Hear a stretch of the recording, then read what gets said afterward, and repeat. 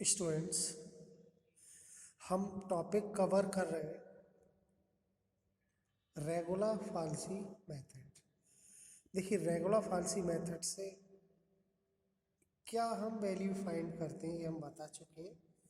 इस मेथड का यूज़ करके हम इक्वेशंस को सॉल्व कर सकते हैं।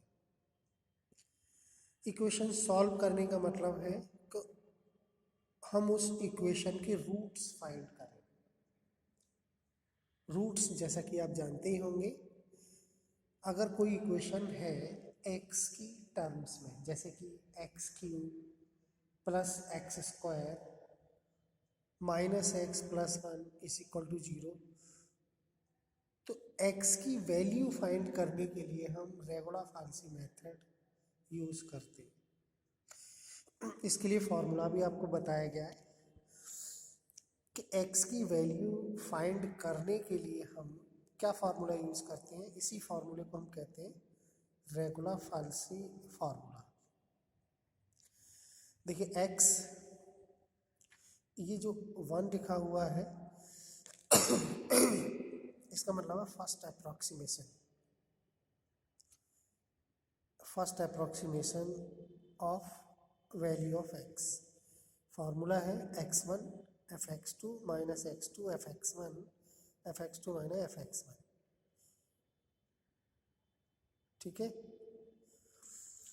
अब हम इसी फॉर्मूले पर डिपेंड क्वेश्चन सॉल्व करते हैं। क्वेश्चन क्या है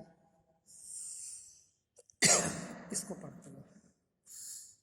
find by regular falsi method the real root of the equation X cube minus x square minus two is equal to zero. यानी इस इक्वेशन को हमें क्या करना है, सॉल्व करना है, मतलब कि इसके रूट फाइंड करने हैं, यानी एक्स की वैल्यू फाइंड करनी है। किस मेथड से? Regular falsi method.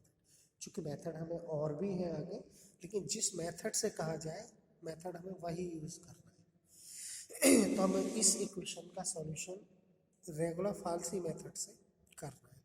देखिए, पूरा प्रोसेस समझते हैं। जो गिवन इक्वेशन है उसको हम f x function of x let करते हैं। तो हमने लिखा इसको एक्स का फंक्शन है ये पूरी equation. F x is equal to x cube minus x square minus two जो थी इज इक्वल टू जीरो। चूँकि कुछ क्वेश्चन में जो रूट्स होते हैं उनकी रेंज दी होती है कि जैसे कि दिया जाए 2 और 4 के बीच इसके रूट्स फाइंड करिए, लेकिन यहाँ रेंज नहीं दी हुई है। तो हमें रेंज फाइंड करनी है कि क्या रेंज होगी। इसके लिए हम क्या करते हैं वो बताते हैं। देखिए, एक्स की किस वैल्यू के लिए इस फंक्शन की वैल्यू नेगेटिव होगी और किस एक्स की किस वैल्यू के लिए पॉजिटिव होगी। तो हम कहाँ से स्टार्ट करते हैं? जीरो से देखते हैं। हम जीरो रखें इसमें तो वैल्यू क्या आएगी? F zero minus two. Okay, अब वन देखें, वन वैल्यू पर तो एफ वन निकालें तो one cube minus one square minus two, तो one minus one zero minus two, यानी एफ वन की वैल्यू भी माइनस टू है। अब हम पॉजिटिव चाहिए हमें, तो टू देखते हैं, टू पर चेक करते हैं। टू का cube eight minus four minus two यानी कि टू। तो हमने ये देख लिया कि वन और टू ऐसी वैल्यू है कि एफ वन नेगेटिव है, एफ टू पॉजिटिव। चूँकि नेगेटिव ये भी है, लेकिन हम x की मैक्सिमम वैल्यू देखते हैं कि किस पर ये नेगेटिव है। जीरो पर भी है और जीरो से हम पीछे जाए माइनस वन माइनस टू उन पर भी होगी, लेकिन हम क्लोज्ड रेंज लेते हैं। जैसे कि वन और टू, वन एक्स की वैल्यू और टू, वन के लिए एफ कितना है? माइनस टू, टू के लिए एफ कितना है? टू। तो दोनों वैल्यू नेगेटिव पॉजिटिव है। तो देखिए एफ वन एफ टू ये लिख दिया, कोई ज़रूरत नहीं, हम ये लिखेंगे बस कि हमारा जो इंटरवल है वन और टू है। इसका मतलब जो वन वैल्यू हो गई वो एक्स वन हो गई और टू वैल्यू एक्स टू हो गई। कुछ क्वेश्चन में आपको दिया होगा ऐसा, तो हमें ये चेक नहीं करना पड़ेगा इतना। तो ये आपको समझ आया होगा कि हमें रेंज निकालनी होती है, पहला स्टेप। अगला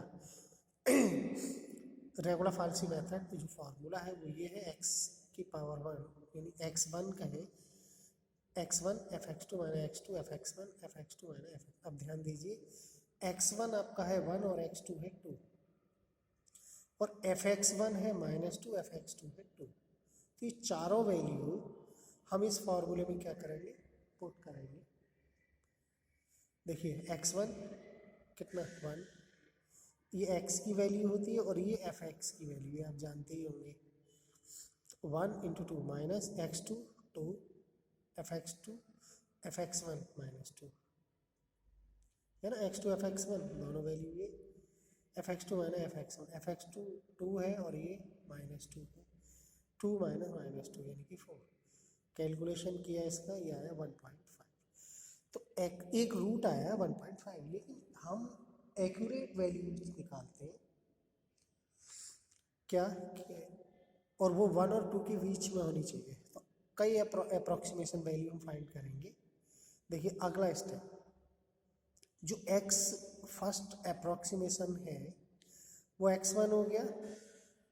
तो ये x1 हम यहाँ रखेंगे फंक्शन में, x की जगह 1.5 तो fx1 आ जाएगा। देखिए fx1 ये लिखा है, x के प्लेस पर क्या लिखा है, ये 1.5 जो रूट हमारा आया फर्स्ट अप्रॉक्सीमेशन में, जो x की वैल्यू आई उसको हम फिर फंक्शनल वैल्यू निकालेंगे और वो ये हो जाएगी।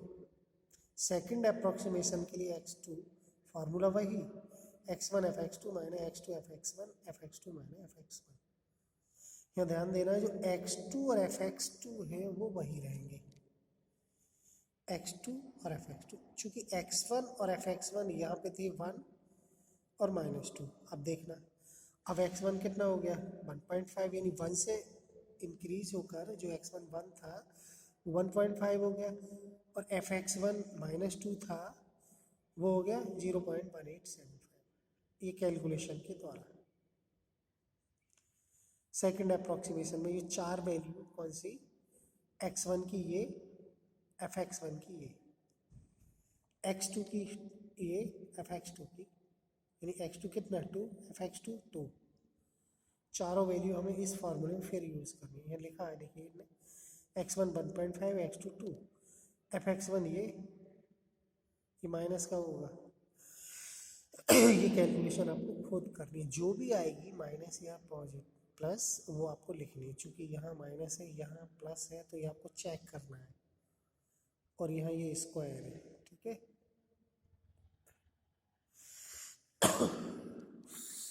तो ये चारों वैल्यू हमने इस फॉर्मूले में सब्स्टिट्यूट की, यानी प्रतिस्थापित की। क्या आया, ये सब इसको हल किया। हल करना मतलब मल्टी, सब्ट्रैक्शन, एडिशन, डिवाइड जो भी हो वो कैलकुलेटर साथ इजीली कर सकते हैं। तो x2 1.652, तो सेकंड अप्रॉक्सीमेशन वैल्यू आई, फर्स्ट थी 1.5 और ये थी 1.652। देखिए वैल्यू जो आएगी 1 और 2 के बीच में आएगी, ठीक है। अब 1 से काफ़ी आगे हो गई लेकिन 2 से लेस है। अब सेकंड थर्ड अप्रॉक्सीमेशन के लिए जो x2 है वो x1 हो गया। इस 2 का मतलब केवल अप्रॉक्सीमेशन से है कि सेकंड बार हमने निकाली है इसकी वैल्यू, सेकंड टाइम निकाली है। तो x की जगह हम ये जो वैल्यू है वो फंक्शन में फिर क्या करेंगे, पुट करेंगे इसमें। देखिए यहाँ किया है, x के प्लेस पर क्या लिखा, यहाँ देखिए 1.652। जो x की वैल्यू आई है वो नई थर्ड अप्रॉक्सीमेशन के लिए x1 बन जाएगा। यह लिखा, इसकी क्यूब स्क्वायर -2, इसको कैलकुलेशन किया, यह है -0.2207।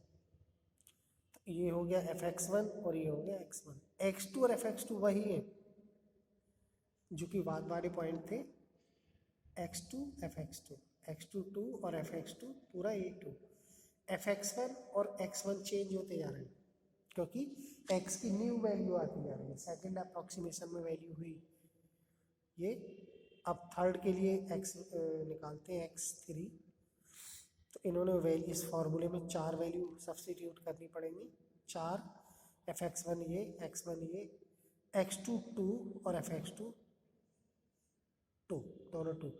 इसमें हम पुट करके और देखो थर्ड अप्रॉक्सीमेट वैल्यू हुई 1.652। ये चारों इन्होंने लिखी, थर्ड अप्रॉक्सीमेशन के लिए यह लिखा और थर्ड अप्रॉक्सीमेशन आया 1.6865। सेकंड वाला कितना है 1.65 और अब हो गया 1.68। तो थोड़ा रिपीट होनी चाहिए वैल्यू 68 और वहाँ था 65। तो अभी हमें फोर्थ अप्रॉक्सीमेशन निकालना है, फिफ्थ अप्रॉक्सीमेशन निकालना है। तब हम देखेंगे कि डेसिमल के बाद की जो वैल्यू है वो सेम होनी चाहिए। तब हम जाकर जब वो फिफ्थ अप्रॉक्सीमेट वैल्यू निकालें 6 निकालें या 7, तो 5 6 तक हम निकाल लेते हैं। देखिए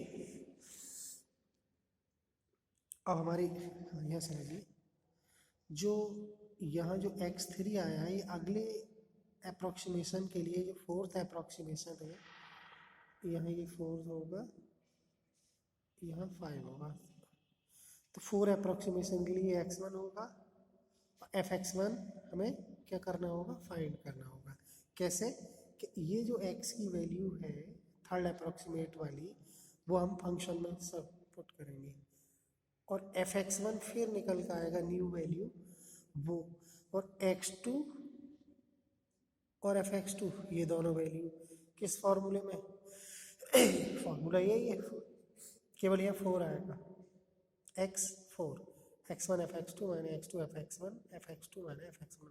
अब जो x1 और fx1 जो न्यू वैल्यू आती है हर अप्रोक्सीमेशन के लिए, तो इसमें x1 हो गया 1.6865 और fx1 आपको निकालना है। जो भी चार वैल्यू होंगी वो फिर इसी फॉर्मूले में हम लिखेंगे और न्यू वैल्यू आएगी फोर्थ अप्रोक्सीमेशन के लिए ये 1.6953। अब फिफ्थ अप्रोक्सीमेशन के लिए x1 हो जाएगा, fx1 निकालेंगे, x5 का फिर वही फॉर्मूला ये आएगा। अब हम यह देख रहे हैं 69695, 3 डेसिमल के बाद की वैल्यू मैच हो रही है। इसका आंसर हम यही दे सकते हैं। करेक्ट 3 डेसिमल प्लेसेस 1.695, ये 6 छोड़ दिया, 3 डेसिमल तक हमारा मैच हो रहा है। देखो यहाँ 695 695। अब हम अगला अप्रोक्सीमेट वैल्यू नहीं निकालेंगे।